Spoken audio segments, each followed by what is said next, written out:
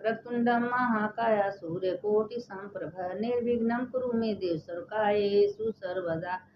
ओम गणेश भगवान की जय। अच्युतं केशवं राम नारायणं कृष्ण दामोदरं वासुदेवं हरि श्रीधरं माधवं गोपिका वल्लभं जानकी नायकं रामचंद्रं भजेह। देखिए, कल जो है एकादशी था, हम एकादशी कथा आप लोग को भेज दिए हैं और आप लोग उम्मीद करते हैं सुन भी ली होंगी। और आज जो है कल द्वादशी है, तो आज कार्तिक महीने का कथा भेज रहे हैं और थोड़ा सा द्वादशी का भेज देंगे। आप लोग सुन लीजिएगा, उसे द्वादशी का हम डाले हैं, आप लोग सुन लीजिएगा, क्योंकि द्वादशी का भी कथा सुन के ही पारण करना चाहिए।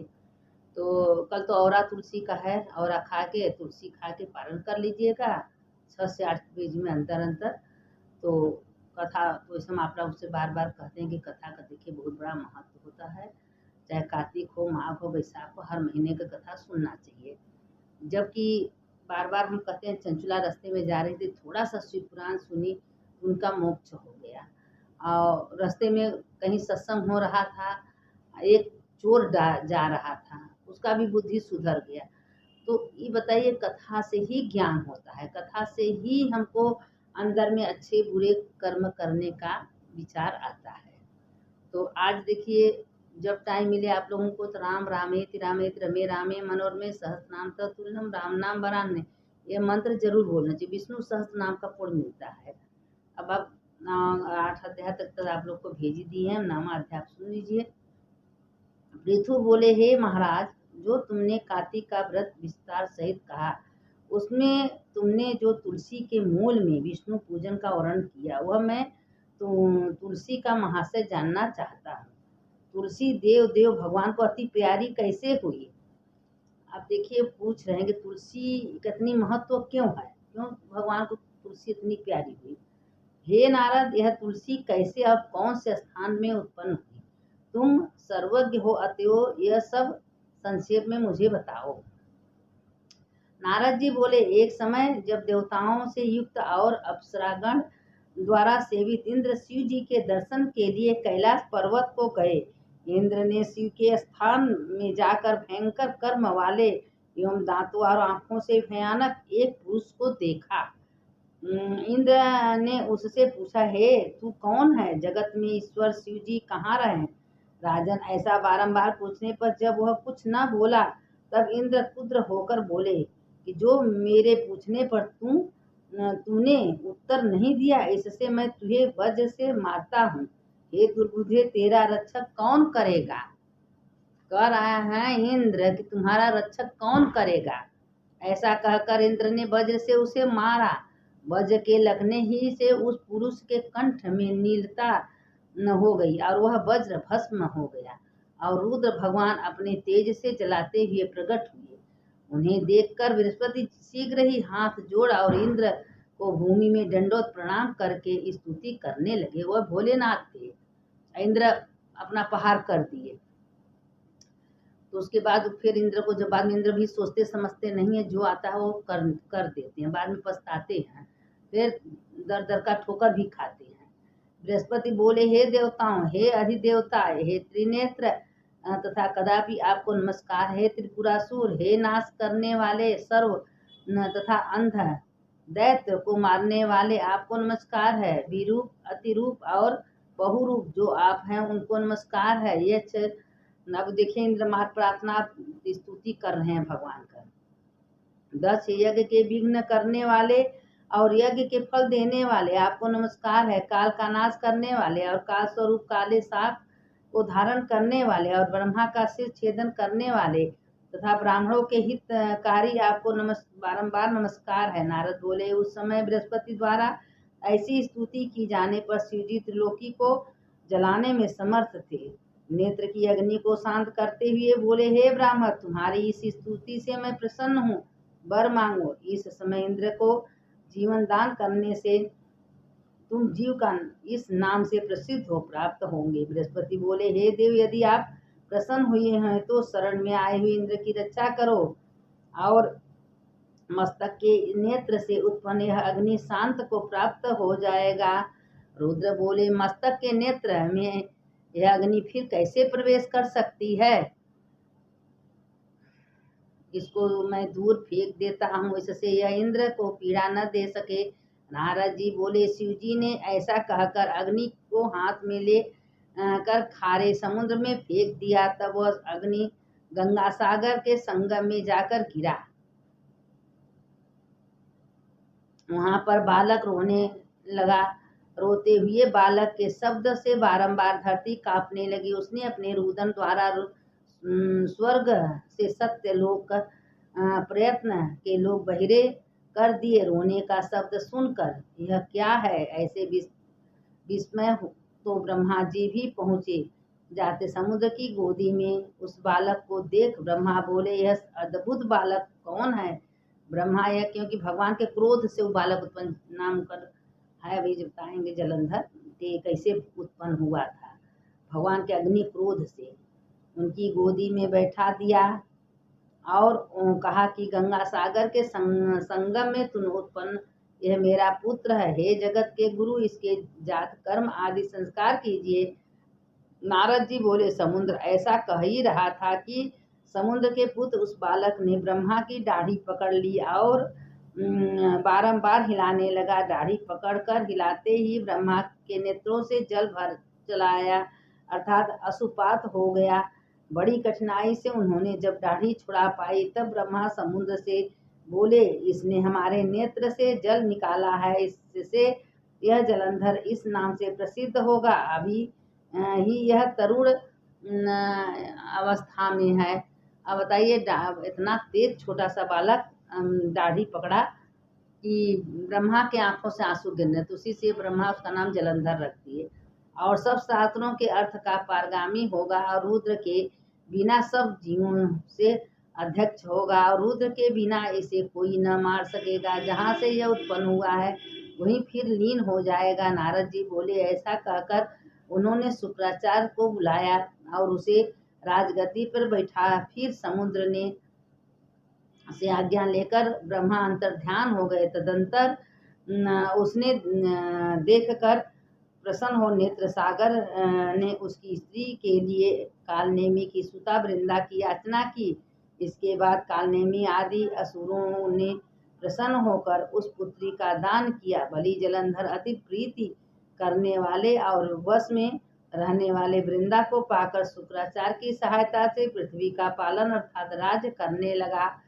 वृंदा जो थी वही जलंधर की पत्नी बनी और उसने जो है जलंधर की जब पत्नी बनी तो उसने बहुत दिन तक राज करने लगा।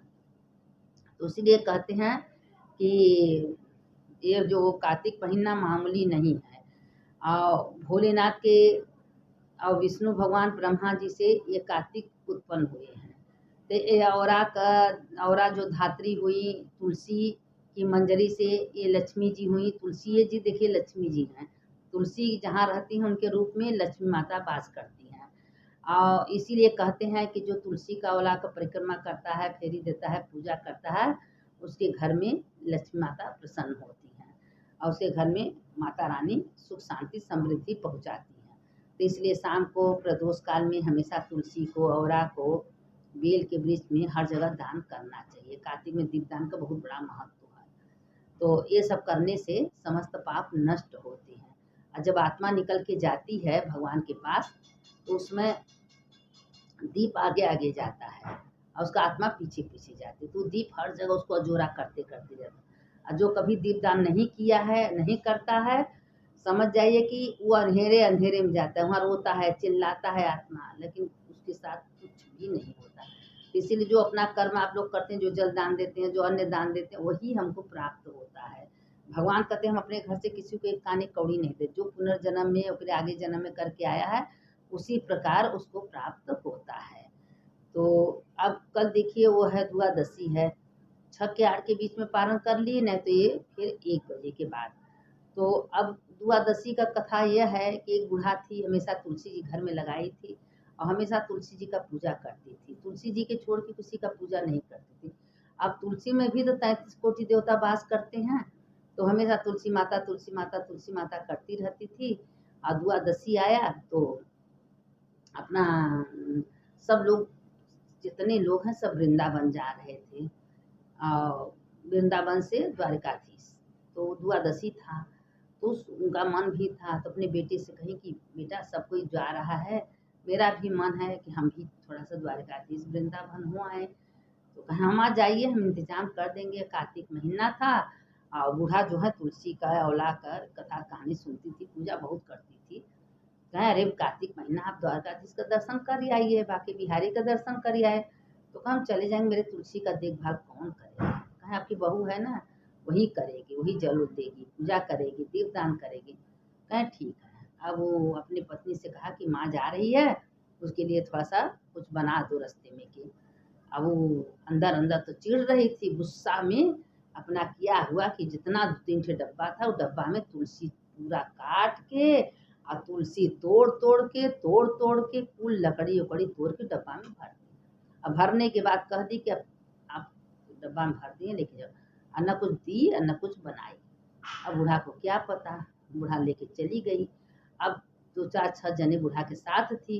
अब रास्ते में दूर की यात्रा, पहले तो लोग आराम से लोग जाते थे, धीरे धीरे महीना भर 15 दिन में आते थे। अब बूढ़ा सोची कि इसमें जो है दी है, रास्ते में प्यास लगा, कुछ पानी पी, देखी सबके बहु कर दे, कोई को बहुत कुछ दी, कोई बहुत कुछ दी।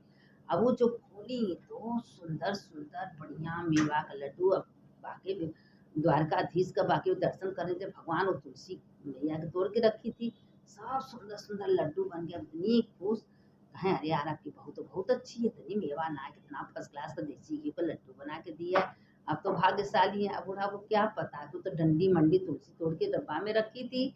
अब बूढ़ा अपना क्या हुआ कि सबको दी पानी वानी पीने के लिए, और जितना लड्डू निकाल के दी उतना लड्डू फिर उसमें भर गया, और उसके बाद सब पेट भर खाया। अब वहाँ जाते जाते जाते जब द्वारकाधीश पहुँचे, बहुत दूर ले लंबी लाइन लगा था। अब बूढ़ा हाथ जोड़ के कह रही थी कि हे द्वारकाधीश, इतना दूर से हम आए हैं आपका दर्शन करने, कैसे दर्शन मिलेगा, इतना लंबी लाइन में हम खड़े हैं, मेरे पैर से बहुत दर्द हो रहा है, मेरे कमर में दर्द हो रहा है, हम आपका दर्शन कैसे करेंगे, मेरे पास कुछ भी नहीं, भोग क्या लगाएंगे। मन ही मन सोच रही थी भगवान के लाइन में खड़ी होकर। उतने में जब आँख खोली तो सबसे आगे, और जो सोच रही थी कि क्या भोग लगाए, जो डब्बा में लड्डू था वो लड्डू भगवान के सामने चला गया, और देख रहे हैं कि भगवान के हाथ में वही लड्डू, और किसी को दिखाई नहीं दे रहा है, बस बूढ़ा को दिखाई दे रहा था। तो कहा अरे अब देख के बाके बिहारी का बूढ़ा झझर झझर इतना रोई, वाह रे प्रभु वाह, अपने भक्त पे इतना बड़ा दयालु, इतना दया करते हैं। हम सोच ही रहे थे कितनी लाइन, लंबी लाइन, भीड़, आँख खुला तो सबसे पहले, और हम सोच रहे हैं कि भगवान को क्या भोग लगाए, तो मेरा लड्डू भगवान के हाथ में। आप बताइए, वो भगवान ने लड्डू बनाए थे, भगवान वो लड्डू ले लिए भोग लगाने के लिए। अब बूढ़ा इतना खुश हो गई कि पूछिए मत। अब सब सहेलियों से कहने लगी कि बाकी द्वारकाधीश भगवान इतनी दयालु, इतनी दयालु, द्वादशी था, लड्डू खाए, और उसके बाद जब लड्डू उड्डू खा लिए तब वहाँ बूढ़ा आए के थोड़ा पानी उनी पी के विश्राम की। तो अब कहीं की बात, द्वारकाधीश का दर्शन हो गया, अपने घर जाना चाहती थी। धीरे धीरे लोग का भाई घर से उसमें महीना भर हो गया। जब घर जाने लगी तो पंडित जी से कहीं पंडित जी थोड़ा सा प्रसाद दे दे। पंडित जी थोड़ा सा प्रसाद दिए, डब्बा में रख दिए। अब डब्बा में रख दी, 3 ठे डब्बा में डंडी मंडी तोड़ के उनकी बहू दी थी। अब बाद में अपने पति से कह दी थी कि हम आपके माँ को ये तुलसी तोड़ ताड़ के दिए, हम कुछ नहीं दिए। और उसके बेटा लगा डांटने, तुम माँ के संग इतना अन्याय की हो, तुम्हारा कौन भला, भगवान भला करे, कल तुम्हारे संग ऐसा होगा तो समझ में आएगा, तुम्हारा बेटा बेटी इसे करेंगे तो मेरी माँ के संग अनादर की। लड़का बहुत मानता था। अब उसके बाद जब धीरे धीरे करके कुछ दिन बीत गया, दर्शन कर ली, पूजा कर ली, द्वादशी का पारण कर ली, और उसमें भाई कार्तिक महीना चल रहा था, द्वादशी था, तो कहीं से औरा मिल गया था, तुलसी डाल के पारण कर ली। अब पारण करने के बाद अपना जब धीरे धीरे घरे पहुंची तो बेटा बेटी दादी आई करके, तो दादी मेरे लिए क्या लाई हो, मेरे लिए क्या ले, तो बेटा क्या लाएंगे तुम्हारे लिए। उसका बेटा मार के उसकी बहू को मैं कर लेती है, तो तुम जाओ, मेरे घर रहने लायक नहीं हो, मेरे माँ का इतना अपमान की हो, तुम मेरे घर रहने लायक नहीं हो। तो अब सास जब खाए तो पूछी, पूछा बहू कहाँ कहाँ, भाई तुम्हारे साथ अन्याय की है, तुम्हारे डब्बे में कुछ लकड़ी मकड़ी तुलसी का सब भर के दे दी थी, तुम्हारे लिए कहे थे लड्डू बनाने के लिए, नहीं बनाए। कहे बेटा लड्डू तो था वो बढ़िया मेवा का, देसी घी का, तो कहे नहीं माँ सारे लड्डू 3-4 डब्बा को लकड़ी उकड़ी भर के दे। कहे जो कुछ वो लकड़ी दियो द्वारकाधीश की किताब से हमारे पे लड्डू हो गया। और जब भगवान जो प्रसाद दिए थे वो बच्चों को जो डब्बा खोली तो मन हीरा सोना चांदी सब कुछ भर गया। कहे बेटा देखो भगवान की कृपा से सत्य का जीत होता है। हमारे आत्मा में तो कोई कल छल नहीं था। देखिए डब्बा में भगवान प्रसाद दिए थे और सब किस्सा बता दी कि बेटा इतनी लंबी लाइन लगी थी, हम भगवान से प्रार्थना कर रहे थे, सब दे आँख खुला तो हम सबसे आगे, फिर मेरा लड्डू भगवान भोग लगाए। उसके बाद जब घर आई तो भगवान जो प्रसाद दिए तो उसमें हीरा मोती सोना चांदी हो गया। कहें बेटा जाओ बहू की कृपा से आज हम दर्शन भी कराए। लकड़ी लड्डू में बदल गया। मेरे बहू को ले आए, बहू आई तो लगी माँ से छापना क्षमा प्रार्थना में, हे माँ क्षमा कर दीजिए हमसे गलती हो गई, हम आपको समझ नहीं पाए माँ, आप तो धर्म की मूर्ति हैं। लगी रोने। कहे बहू हम तुम्हारे पे गुस्सा नहीं कर रहे हैं, तुम अच्छी हो, तुम्हारे वजह से तो द्वारकाधीश का दर्शन हुआ, तुम्हारे वजह से तो लकड़ियाँ दी थी लेकिन हमारे ध्यान में तो लड्डू मिला, वो बढ़िया लड्डू। सब लोग तारीफ किए, सब खाए। या देखिए भगवान भी भोग लगाए, भगवान से प्रसाद मांगे तो हीरा सोना चांदी हमको दे दिए। कहे माँ ये सब के आपके धर्म से हुआ है, आपका इतना बड़ा प्रबल धर्म है कि आपके धर्म में सब कुछ हो सकता है माँ, हम आपका कदर नहीं किए। माथे पर गिर के लगी रोने प्रार्थना। उसी समय से बहू का इतना बुद्धि सुधर गया कि हमेशा एकादशी व्रत करती थी, द्वादशी का कथा कहानी सुनती थी, पारण करती थी। उसके बाद सास का इतना सेवा करने लगी कि सास के निधि उठना बैठना, सास को हमेशा धोती कचाना, पानी देना, समय समय पर भोजन देना। देखिए उसकी बुद्धि सुधर गई। कौन सुधारा? द्वारिकाधीश सुधार दी। तो जो इस कथा को सुनता है उसके घर में सुख शांति समृद्धि की बौछार होती है। उसके घर में उसकी बुद्धि बाल बच्चे परिवार की ठीक होती है। और सुनने वाले की जय, सुनाने वाले की जय। कथा हमेशा सुनना चाहिए, 1 घड़ी आधे घड़ी आते हैं, थोड़ा सा भी कथा सुनने का बहुत बड़ा महत्व होता है। और जो भी कार्तिक महीने में आंवला का, तुलसी का, पीतर पतवारी का, कार्तिक महात्म का कथा सुनता है उसके हृदय में द्वारकाधीश विराजमान होते हैं। तो सुनने वाले की जय, सुनाने वाले की जय। अच्युतम केशवम राम नारायणम कृष्ण दामोदरम वासुदेवम हरि श्रीधरम माधवम गोपिका वल्लभम जानकी नायकम रामचंद्रम भजेयम। सुनने वाले की जय, सुनाने वाले की जय। हर हर महादेव, घर घर महादेव। अब इसके आगे जलंधर के बाद कल आपको आगे इसकी कथा भेजेंगे। आज जो है अगर आप लोग को अच्छा लगे तो उसको लाइक सब्सक्राइब कमेंट में लिख दीजिए। आप लोग पुण्य की भागी बनिए, सबको भेजिए, सबको बताइए, क्योंकि करने से पुण्य का पुण्य मिलता है। दान, विद्या दान से कुछ कोई दान नहीं है, इसलिए विद्या सबको दान। आप लोग को भी जा रहा है, आप लोग भी सबको आगे भेजिए, आपको बताइए। हर हर महादेव, घर घर महादेव।